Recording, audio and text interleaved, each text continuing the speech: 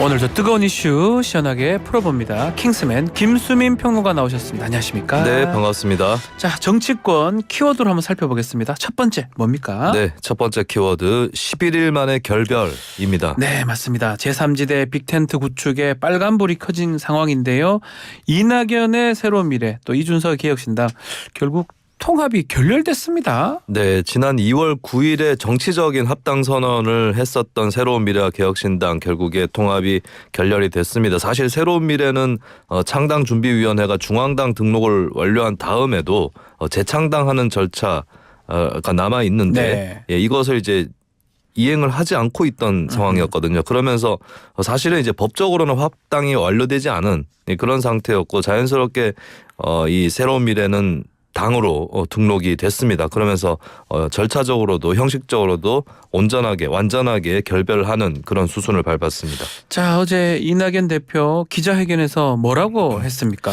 네, 이낙연 개혁신당 공동대표는 이탈을 해서 이제 이 통합을 결렬시킨 이유에 대해서 합의가 부서지고 민주주의 정신이 훼손되면서 통합의 유지도 위협받게 됐다라고 했습니다. 네. 다시 새로운 미래로 돌아가겠다라고 선언을 했고요.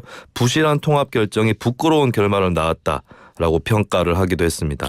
이 결별 선언 후에 민주당 현역들한테 손을 내밀기도 했네요. 네, 유튜브 방송에 출연을 해서 선거용 떴다방이 결코 아니다. 총선 이후에도 우리가 해야 할 역할이 분명히 있을 것이라고 하면서 총선 이후에는 좀 더 민주당의 재건, 대한민국 정치의 발전을 위해 준비를 하겠다라고 했습니다. 그러면서 지금 민주당에 계신 동지 여러분도 우리들 노력에 도움을 주셨으면 좋겠습니다. 라고 함께 해주길 바란다는 것을 강조했습니다. 이 정치권에서는 예정된 수순 아니었냐 이런 평가가 나옵니다. 네, 일단은 이제 양쪽이 원래 뭐 국민의힘 출신도 있고 네. 민주당 출신도 있고 이렇게 출신이 다르고 또 지지층도 어느 정도 결이 다르다. 그렇죠. 그렇기 때문에 태생적인 한계가 있다라고 하는 그런 지적이 있었는데요.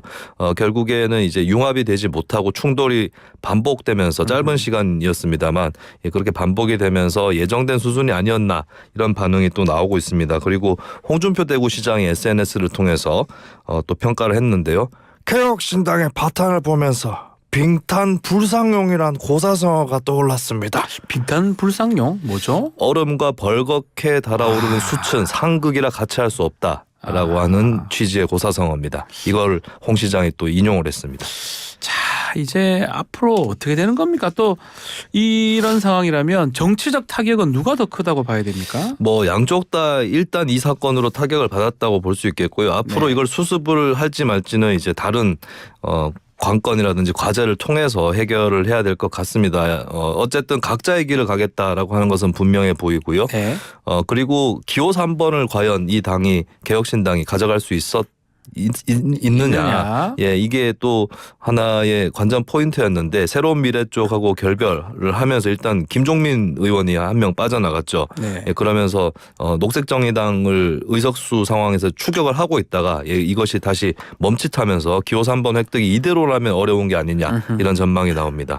보조금도 좀 문제가 됩니다. 지금 추가 받았던 6억 6천만 원 앞으로 네. 어떻게 됩니까 이거? 네, 개혁신당이 현역 의원 5명을 확보를 했기 때문에 선관위 정당 보조금 6억 6천만 원을 받을 수가 있었는데요. 네. 그런데 공교롭게도 이 보조금을 받고 나서 닷새 만에 당이 깨졌습니다.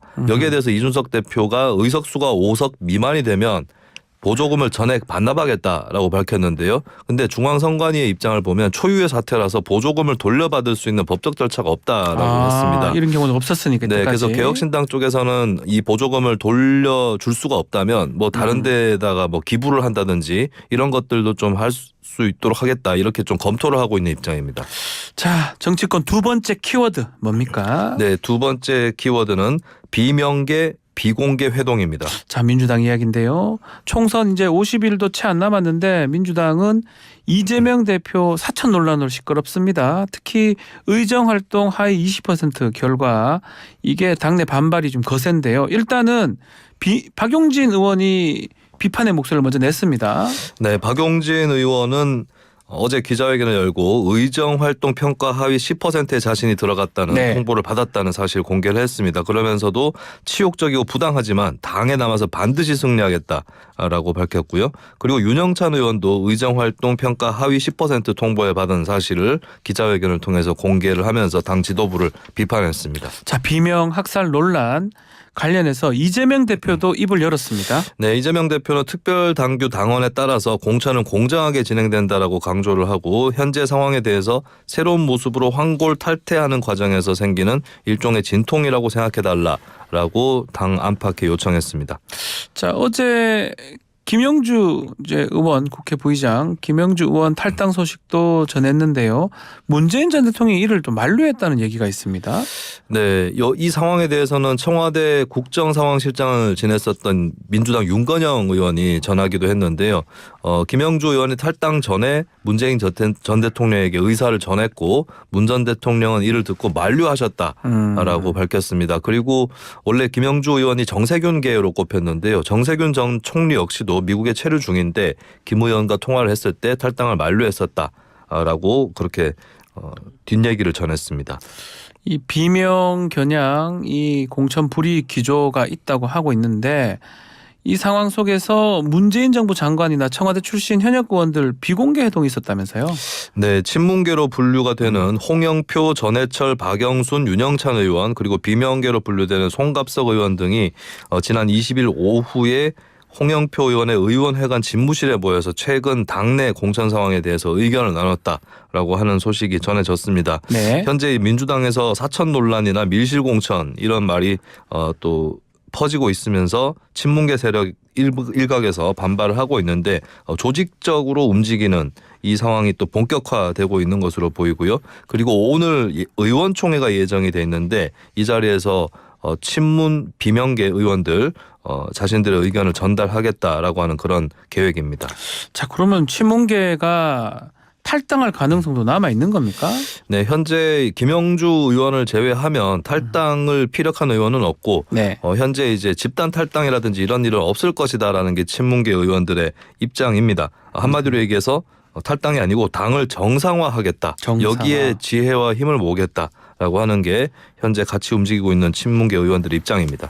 자, 정치권 마지막 키워드 뭡니까? 네, 마지막 키워드 탈당 영명. 네, 이건 뭐 국민의힘 얘기 같은데요. 네, 일단 국민의힘은 신청자가 있는 242개 지역구에 대해서 이제 공천 작업을 진행을 하고 있는데요. 네. 99개는 단수 추천으로 결론이 났고 4개는 우선 추천, 61개는 경선을 각각 결정을 했습니다. 전체 선거구의 3분의 2 정도의 지역이 공천 심사가 완료된 지역이고요. 이 가운데서 현역 의원의 이탈은 현재 한 명도 없습니다.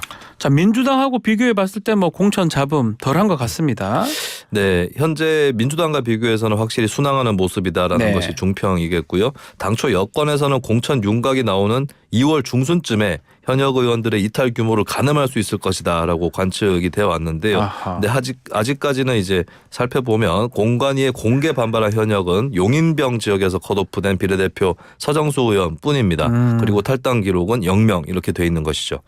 자, 지금까지는 뭐 무난하다, 또 순항을 했다라고 하지만 자, 이제부터 현역 의원 컷오프 공천 내관이 될 전망이 있습니다. 네, 현재까지는 현역 의원으로서 컷오프된 의원은 비례대표인 서정숙, 최영희 의원뿐인데 네. 여기서 과연 끝이 날 것인가? 라고 하는 부분이 일단 공천의 내관이 될 수 있고 혹은 컷오프 규모가 꼭 반대로 너무 작더라도 이것이 혁신 공천인가라는 말이 나올 수 있겠습니다. 네. 당초 공천관리위원회는 당 경쟁력에 따라서 전국을 4개 권역으로 나눠서 권역별로 현역 교체 지수의 하위 10%에 해당하는 인은 컷오프하겠다라고 밝혔거든요. 조금 더 이제 컷오프의 윤곽이 더 드러날 것으로 보이고 이 문제를 또 어떻게 당에서 처리를 할 것인지 이것이 또 큰 관건으로 남아 있습니다. 자, 이제 좀 눈여겨봐야 될 곳이 TK 지역, 대구 경북 지역 9곳. 자, 얼마나 물갈이가 될까요? 벌써 일부 후보들한테 지역 재배치 의사가 전달됐다는 소식도 있습니다. 네, 국민의힘의 장동혁 사무총장에 따르면 21일 추가로 공천 관련 회의를 한다라고 하는 그 예정이고요. 그리고 지역 배치, 재배치가 마무리가 되면 보류 지역들은 전략 공천 혹은 재공모를 진행을 하고 교통 정리가 이루어지지 않은 곳은 경선에 붙일 것이다라고 밝혔습니다. 자, 그리고 국민의힘 비례정당 대표로 거론되고 있는 현역 의원이 있다면서요.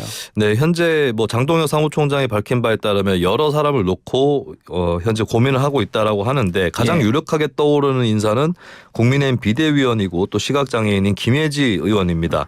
그리고 또 다른 인물을 하나 더 세워서 이제 김 의원하고 공동대표 체제를 수립한다라고 하는 방안도 검토를 하고 있다고 알려졌고요. 김혜지 의원은 평소 장애인 인권을 대변을 해왔던 의원이고 이런 약자별의 상징성을 감안해서 국민의힘이 비대위 성정당을 만드는 이 국민의 미래의 대표를 맡기는 이 방안이 또 검토가 되고 있다고 합니다. 자, 전공의들의 의료 현장 이탈이 본격화되면서 의료 공백 결국 현실화가 된 상황인데 일단 여태까지 상황을 한번 좀 살펴보죠. 네, 일단은 아직까지는 19일 오후 11시쯤에 집계했던 자료가 계속해서 전해지고 있습니다. 예. 이 자료는 이제 보건복지부에서 집계를 한 것인데 전체 전공이 1만 3천 명의 95%가 근무하는 100개 수련 병원을 파악을 해보니까 전공의의 55% 정도 되는 6,415명이 사직서를 제출을 하고 있는 상태고요. 네. 사직서 제출자의 반의 반 25% 수준인 1,630명이 근무지를 이탈했다라고 밝혔습니다. 현재까지 전공의들의 사직서는 정식으로 수리되지는 않았고요. 그리고 정부에서는 일부 근무 이탈자에 대해서 업무 개시 명령을 발동을 한 상황입니다. 병원 상황이 어떤지 궁금합니다. 이 대형 병원에 의사가 없으면 환자들은 어떻게 하고 있는 겁니까? 네, 아무래도 전공의들이 응급의료라든지 또 당직 이런 업무를 맡고 있기 때문에 그렇죠. 전공의들이 근무를 중단을 하게 되면 수술이라든지 입원 이런 것들이 연기되고 있는 이렇게 환자 불편들이 현실화되고 있는 것이 또 현재의 상황이겠고요. 그리고 이제 외래 환자 진료 같은 경우 원래 교수 담당이었기 때문에 비교적 차질이 덜한 분야라고 그렇게 지목이 되고 있지만 이것도 예. 계속되게 되면은 아무래도 업무에 또 차질이 생기는 문제가 것이고 되겠죠. 네. 병원 측에서도 이제 신규 환자 일부라든지 경증 환자는 다른 병원급으로 돌리는 이런 사태가 또 우려가 되고 있습니다. 이제 하루 지났는데 집계된 피해 사례도 있을까요? 네, 보건복지부에서 의사 집단 행동 피해 신고 지원센터를 운영을 하고 있거든요. 현재까지 접수가 된 것, 그러니까 신고가 들어온 것 총량이 아니라 접수가 된 것만 쳐도 34건인데 네. 수술 취소가 25건으로 가장 많았습니다. 그리고 그 밖에 진료 예약 취소, 진료 거절, 입원 지연 등의 다양한 사례들이 접수가 되고 있습니다. 그리고 신고 사례를 또 살펴보면 1년 전부터 예약된 자녀의 수술을 위해서 보호자가 회사도 휴직을 하고 있는데 그럼에도 입원이 지연돼서 좀 발을 구르고 있는 안타까운 그런 사연도 전해졌습니다. 자, 의료계의 전반적 분위기는 좀 어떻습니까? 네, 대한의사협회 비상대책위원회가 예. 성명을 냈는데요. 업무 개시 명령에 대해서 개별적인 자유의지로 사직한 전공의는 헌법에서 보장하는 기본권을 행사한 것이다라고 하면서 정부는 직업 선택의 자유마저 박탈하려는 위헌적 행태를 중단하라라고 밝혔습니다. 자, 이 전공이 지금 사직한 상황인데 앞으로 의대생도 집단 휴학을 하겠다. 또 시작을 했는 곳도 있는 것 같아요. 네, 어제 교육부에 따르면 집계를 한 결과가 어제 오후 6시 기준입니다. 총 7개 학교에서 1,129명이 집단으로 휴학 신청을 했습니다. 의대생들의 휴학이 대규모로 이루어지면 사실 의대생들 졸업을 해서 뭐 전공의가 되고 이런 식으로 의사가 되잖아요. 예, 현장에 예. 투입이 되는데 이렇게 휴학이 대규모로 이루어지면 졸업도 지연이 되는 것이고 의사 수급에 결국에 영향을 끼칠 수 있습니다. 그렇기 때문에 정부에서도 학생들에게 집단 행동을 멈춰달라고 요구를 하고 또 학교에 공문을 보내서 협조 요청도 하고 있는 상황입니다. 자, 윤석열 대통령은 어제 국무회의 모두 발언에서 이런 의사들의 집단 행동에 대해서 지적을 했습니다. 네, TV로 생중계된 네. 국무회의 모두 발언이었는데요. 윤석열 대통령 이 자리에서 일각에서는 2,000명 증원이 과도하다면서 허황한 음모론까지 제기하고 있다. 하지만 이 숫자도 턱없이 부족하다. 2,000명 증원은 말 그대로 최소한의 확충 규모라고 설명을 했습니다. 그러니까 일각에서는 2,000명으로 정부가 좀 세게 불러놓고 혹시 이걸 절충하는 거 줄일 수 아니냐. 있는 이준석 대표도 그런 얘기도 했었죠. 네네. 그리고 이제 애초에 혹시 그걸 절충하기 위해서 미리 좀 그 숫자를 부풀려서 부른 거 아니냐 네. 이런 의심도 있었는데 오히려 윤 대통령은 이것이 최소한의 숫자다라고 이제 선을 그은 이런 발언이 됐겠습니다. 그리고 이제 윤 대통령은 의사 증원이 필수 의료 붕괴를 막기 위한 필수 조건이면 명백합니다. 라고 강조를 했습니다. 예, 이게 원래 국무회의 시간이 오전 10시잖아요. 때 오후 2시로 바꿔가면서 이 메시지를 또 입장을 내놨네요. 네, 오전보다는 오후에 국민들 집중도가 더 높아진다는 그렇죠. 점을 감안한 조치라고 해석이 되고 있고요. 그리고 윤 대통령이 최근에 뭐 한덕수 국무총리라든지 또 보건복지부 관료들이라든지 이쪽에서 대국민 메시지를 많이 내왔었는데 대통령이 최근 들어서 이제 구체적인 계획에 대해서 직접 대국민 메시지를 내놓은 것은 이번이 처음입니다. 네. 그러니까 의대 정원 증원 계획을 완수를 할 것이고 여기서 물러서지 않겠다라고 하는 것을 이제 국무회의를 통해서 대통령 발언으로 그렇게 입증을 하고자 한 것으로 보입니다. 3부에서는 의협 입장 또 반대되는 여당 측 입장도 한번 들어보겠습니다. 자, 마지막으로 좀 청취자들이 깜짝 놀랄 소식이 있어요. 류현진 선수, 야, 복귀설이 지금 돌고 있는데 사실입니까? 네, 코리안 몬스터 류현진이 예. 한화 이글스로 복귀를 추진하고 있는 소식입니다. 현재 야구계에 따르면 한국야구위원회 KBO를 통해서 한화가 미국 메이저리그 사무국에 류현진의 신분 조회를 요청을 했습니다. 이것은 사실상의 그 영입 절차에서 마지막 단계에 해당한다라고 해석이 됩니다. 신분조 요청. 이거 하고 딴 데 갈 수 있는 거 아닌가요, 혹시? 어떻습니까? 뭐 신분 조회를 한다고 무조건 뭐 복귀를 한다거나 네. 이렇게 볼 수는 없겠지만 근데 복귀시킬 게 아니라면은 신분 조회를 요청할 이유가 없는 것이죠. 그러니까 KBO 리그 규약에 한미 선수 계약 협정이라는 게 있습니다. 네. 여기서는 이제 한국 구단이 미국이나 캐나다에서 프로 혹은 아마추어 선수로 활동을 하고 있는 선수에 대해서 이 선수가 이제 이 선수하고 계약을 하려면 KBO 사무국을 거쳐서 반드시 MLB 사무국에 신분 조회를 하도록 되어 있습니다. 아무래도 궁금해할 부분이 연봉 아니겠습니까? 얼마 정도 된다고 합니까? 네, 하나하고 이제 류현진이 계약을 하면서 보장받는 조건에 대해서 합의를 이미 마친 것으로 전해지고 있는데요. 이것은 네. 연봉 총액 170억 원입니다. 지난해 두산 베어즈하고 KBO 리그 사상 최고 계약을 맺었던 양의지 선수 같은 경우가 네. 이제 연봉 총액이 4-2년에서 152억 원이었거든요. 예, 이것을 뛰어넘는 규모가 국내 되겠습니다. 최고가 될 수 있겠네요. 네. 자, 이제 올해 좀 대전 하나 팬들 좀 기대도 좋습니까?